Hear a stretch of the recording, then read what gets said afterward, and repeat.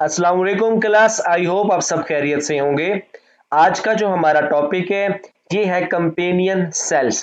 Companion cells ऐसे sales होते हैं जो बेसिकली फ्लोएम टिश्यूज में मौजूद होते हैं और फ्लोएम टिश्यू में जो ट्रांसलोकेटिंग सेल्स हैं जिनमें फूड ऑर्गेनिक मैटर ट्रांसपोर्ट होता है, जिन्हें सीव ट्यूब्स या सीव एलिमेंट्स कहते हैं, उनके साथ ये कंपेनियन सेल मौजूद होते हैं जो उसको और मटेरियल के फ्लो के लिए एनर्जी प्रोवाइड करते हैं। इस टॉपिक को हम लोग डिस्कस करेंगे बॉटनी पेपर बी में से। Companion cells, the thin walled parenchyma cells closely associated with sieve elements are called companion cells. ये थिन वॉल्ड पैरेन्काइमा सेल्स होते हैं जो कि सीव एलिमेंट्स के साथ होते हैं। Companion cells are cut off from the sieve initial which later form sieve elements. Clear, पहले एक साथ होते हैं, बाद में कट ऑफ होके अलग अलग स्ट्रक्चर्स अपना बना लेते हैं। Companion cells are living, they are physiologically active. Physiologically active से मुराद ये है कि इन कंपेनियन सेल्स के अंदर मेटाबॉलिज्म इनका चल रहा होता है, chemical reactions. They have a prominent nucleus, इनमें क्या होगा, एक और प्रोमिनेंट न्यूक्लियस होगा। They are very rich in ribosome. Basically हम कहते हैं ना कि सीव एलिमेंट्स को ये कंपेनियन सेल एनर्जी देते हैं, तो ये किस फॉर्म में, ये उनको प्रोटीन बना के देते हैं। क्लियर, जो आगे वो यूटिलाइज करके अपनी एनर्जी हासिल करते हैं। They contain numerous mitochondria, rough endoplasmic reticulum and plastid. The sieve tube elements and companion cell have close contact, ये एक दूसरे के साथ कनेक्टेड होते हैं। ये मैं आप लोगों को दिखा दूं डायग्राम में, ये देखिए आप लोग, ये कंपेनियंस, ये सीव एलिमेंट्स है, सीव सेल्स है, उसके साथ ये वाला सेल क्या है, ये कंपेनियन सेल है जिसमें ये प्रोमिनेंट न्यूक्लियस मौजूद है।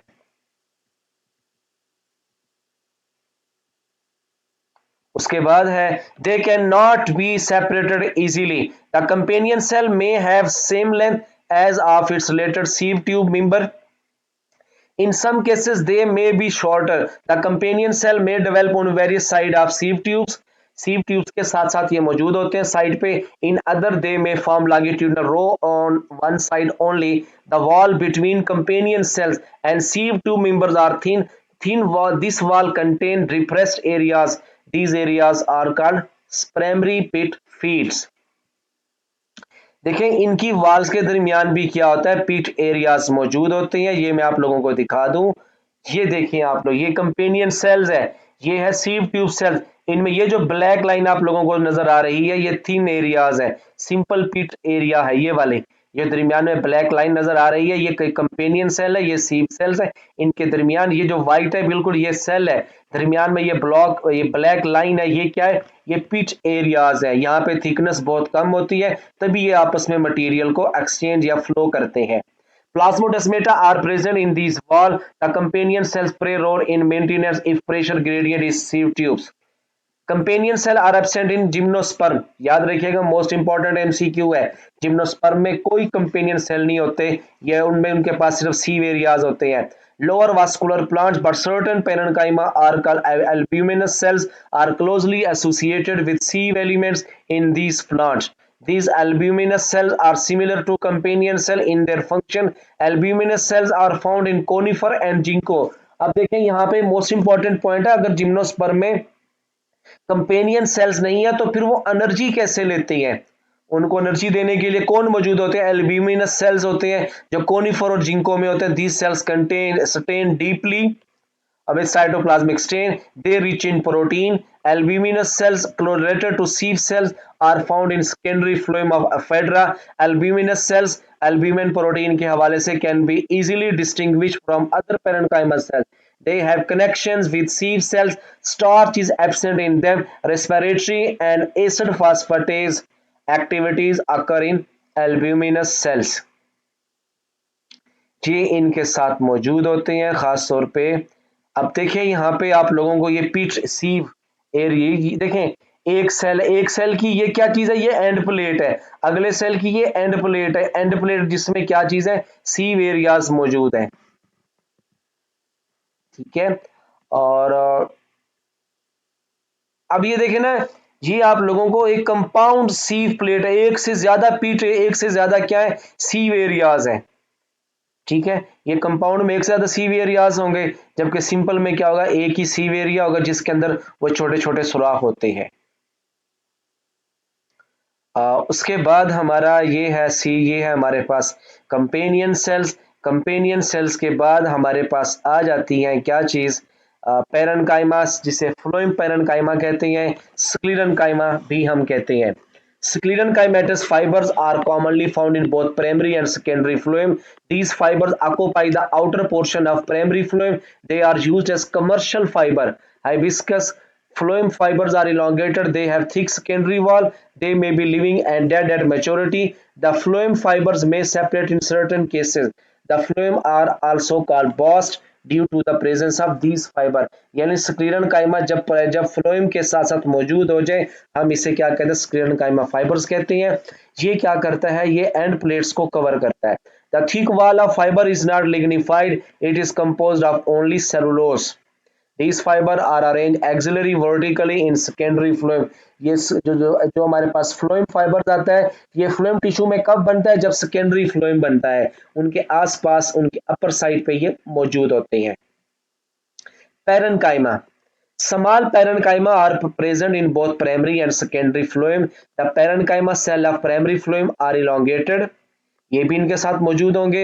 These parenchyma cells are arranged vertically in primary phloem, but these are arranged vertically radially in secondary phloem.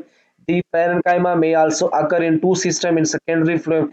These are axial ray system, parenchyma of axial system is called axial phloem parenchyma। यहाँ पे इसके कहने का मकसद ये होता है कि फ्लोएम टिश्यू में सिर्फ कंपेनियन और सीव ट्यूब सेल्स नहीं होते, इनके साथ अदर लिविंग सेल्स भी मौजूद होते हैं, ठीक है, जो इनकी एंड वॉल को कवर करते हैं। Parenchyma of ray system is called phloem rays parenchyma. These cells become thick wall in older portion of phloem, changes into sclerenchyma cells. Phloem parenchyma cells are thin wall. They are living and physiologically active. They store different compound like starch, tannin and different crystal। अब phloem tissues के अंदर भी तो sales के अंदर ऐसे compartment होते हैं जो फूड न्यूट्रिशन को स्टोर करते हैं। तो स्टूडेंट्स ये है फ्लोएम फाइबर्स जो कि पैरेनकाइमा और स्क्लेरेनकाइमा की फॉर्म्स में मौजूद है। और उससे पहले वाला कौन सा हमारे पास ये पोर्शन है जो अभी हमने पढ़ा, कंपेनियन सेल। कंपेनियन सेल्स क्या होते हैं, फ्लोएम टिश्यूज के साथ ये मौजूद होते हैं और उनको ये एनर्जी देते हैं।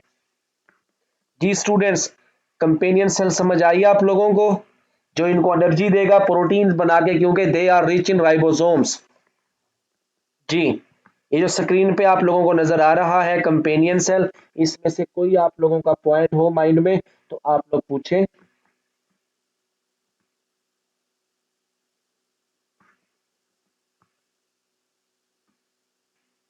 सर ये कंपेनियन सेल जिम्नोस्पर्म में क्यों एब्सेंट होते हैं?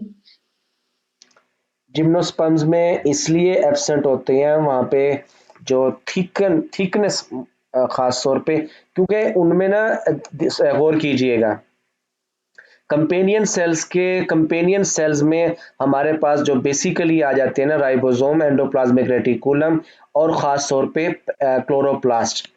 तो ये होते हैं एंजियोस्पर्म्स के अंदर, एंजियोस्पर्म के फ्लोएम के कंपेनियन सेल्स में बहुत ज्यादा मौजूद होते हैं। जिसके और क्योंकि इन्होंने सिर्फ शुगर के अलावा अदर चीजों को भी क्या करना होता है, ट्रांसपोर्ट वगैरह करना होता है। जबकि जो दूसरे हैं ना, ये वाले हमारे पास जिम्नोस्पर्म है, इनके पास कंपेनियन सेल्स के अलावा एल्ब्यूमिनस सेल्स होते हैं। सिर्फ और सिर्फ उन्होंने क्या बना के देना होती है, प्रोटीन। और इन्होंने प्रोटीन्स के अलावा अदर सब्सटेंस भी बना के देने होते हैं, इसलिए वहां पे कंपेनियन सेल्स के अलावा सिर्फ और सिर्फ क्या मौजूद होते हैं, एल्ब्यूमिनस सेल्स। उनका फोकस सिर्फ किस पे होता है, प्रोटीन देने पे। अगर दूसरा एंजियोस्पर्म में प्रोटीन के अलावा बाकी मटेरियल की भी रिक्वायरमेंट होती है, जिस वक्त खुराक पत्ते में से सीव ट्यूब्स में जाती है, दरमियान में फ्लो, दरमियान में पैरेनकाइमा होते हैं, तो ये क्या करते हैं, अदर मटेरियल्स का बहाव भी पॉसिबल करते हैं, इसलिए उनके अंदर वो नहीं होंगे, यहाँ पे मौजूद होते हैं।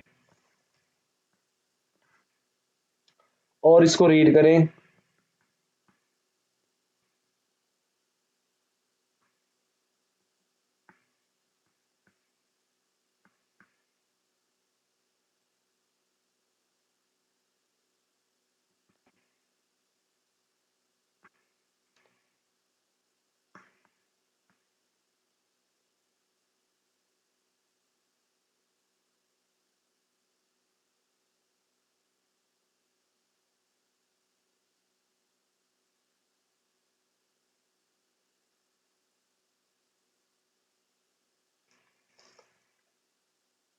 समझ आ गई आप लोगों को कि कंपेनियन सेल इनमें क्यों नहीं होते और खास तौर पे जिम्नो में और एंजियो में क्यों होते हैं? अदर सब्सटेंस की वजह से।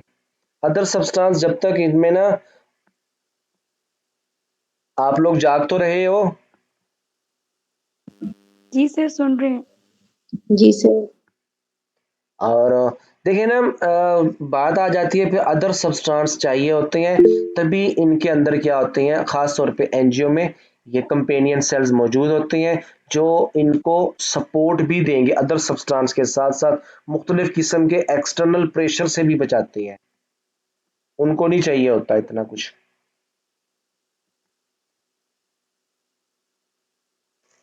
क्लियर सर यहाँ ये तक? जो प्रेशर ग्रेडियंट है जिसमें, दोबारा बोले। सर ये जो प्रेशर ग्रेडियंट होता है, सर प्रेशर ग्रेडियंट में कैसे ये कंपेनियन सेल्स अपना रोल अदा करते हैं? देखिए ना, प्रेशर ग्रेडियंट को थोड़ा और अगर हम लोग डिटेल में जाए ना, तो जिस वक्त इन्होंने, आप लोगों को याद होगा प्रेशर फ्लो थ्योरी कि इसी, ये जो हमारे पास फ्लोएम सेल्स होती है ना, खास तौर पे जिस वक्त खुराक पत्ते में से मूव करके कंपेनियन सेल की तरफ आती है, कंपेनियन से आगे उसी प्लाज्मोडेस्माटा पीट में से होती हुई किस में जाती है, फिर ये जाती है सीव ट्यूब में।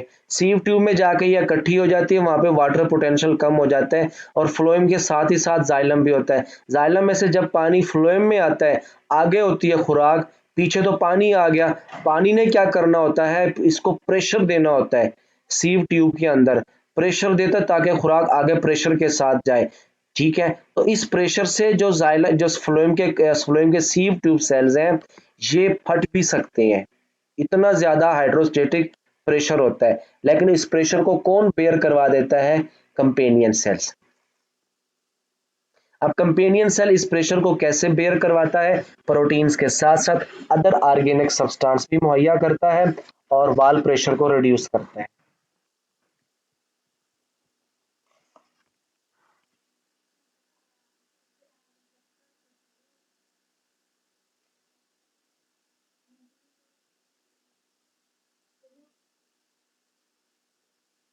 अंगूर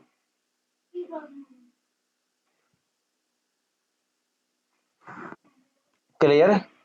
प्रेशर कौन सा होता है? हाइड्रोस्टेटिक प्रेशर, जो कि पानी की वजह से होता है, उसको फिर ये बेयर करवाने में हेल्प करता है। किस तरीके से? सब देखे ना, अब कंपेनियन सेल क्या करता है, फिर आगे तमाम फूड मटेरियल को आगे मूव नहीं होने देता, ताकि थोड़ा आए, थोड़े प्रेशर को वो बेयर कर ले, ये रोक के रखता है, जितना चाहिए होगा उतना आगे ये ट्रांसफर कर देगा।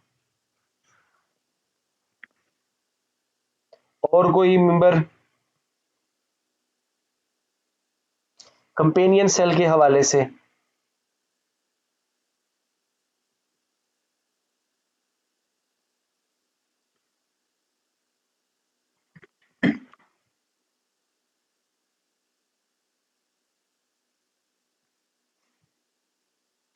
क्लियर यहां तक? यस जी सर। सर। ठीक है, आप लोग इसको रीड करें। आगे जो टाइप्स ऑफ फ्लोएम है, ये हमने बॉटनी ए में डिस्कस किया था सारा। फ्लोएम की ये प्रेम, प्रोटो, जाइलम, ये प्रोटो फ्लोएम है। इन सारों को प्राइमरी सेकेंडरी फ्लोएम के साथ प्रोटो है, मेटा है, इनको एक्सप्लेन किया था बॉटनी ए में जब हमने एवोल्यूशन ऑफ लीफ पढ़ा था।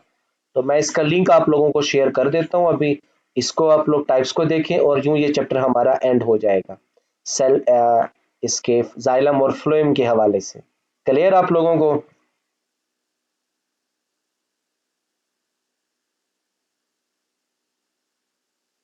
मैंने कहा मैं आप लोगों को टाइप्स ऑफ फ्लोएम की वीडियो भेज रहा हूं, जो कि हमने ये टॉपिक ऑलरेडी पढ़ा हुआ भी है बॉटनी ए में। अगेन मैं आप लोगों को इसका लिंक भेज रहा हूं, इसको आप लोग रिवाइज कर लें और यूं ये हमारा चैप्टर आज एंड हो जाएगा प्लांट टिश्यू में जाइलम और फ्लोएम के हवाले से।